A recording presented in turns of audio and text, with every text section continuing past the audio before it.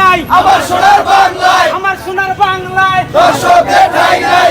সারা দেশে চলমান ধর্ষণের ঘটনায় ধর্ষকদের সর্বোচ্চ শাস্তি মৃত্যুদণ্ডের দাবিতে মশাল মিছিল এবং প্রতিবাদ সমাবেশ করেছে তিতুমিরস্থ বরগুনা ছাত্র কল্যাণ পরিষদ। সন্ধ্যায় মহাখালী তিতুমির কলেজের সামনে থেকে শুরু করে টিবি গেট প্রদক্ষিণের পর আবার কলেজের সামনে এসে শেষ হয় মিছিলটি।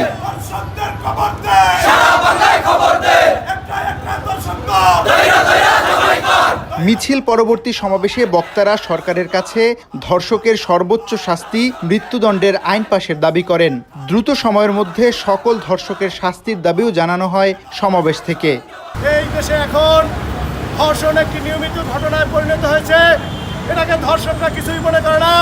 বর্তমান যে সরকার, এই সরকারের কাল ক্ষেপণের কারণে আমরা দেখতেছি দিন দিন ধর্ষণের পরিমাণ বেড়ে যাচ্ছে। আমরা চাচ্ছি আর সুষ্ঠু তদন্তের মাধ্যমে অতি দ্রুত ধর্ষকদের বিচার কার্যকর করতে হবে। বাংলাদেশে এখন ধর্ষক যেন নিত্য নৈমিত্তিক একটা ঘটনা।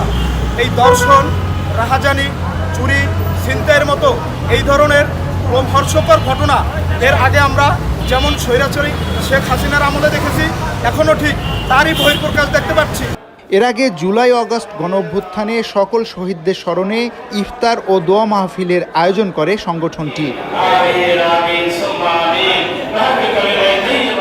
শামীম চৌধুরী, ভিওডি বাংলা, ঢাকা।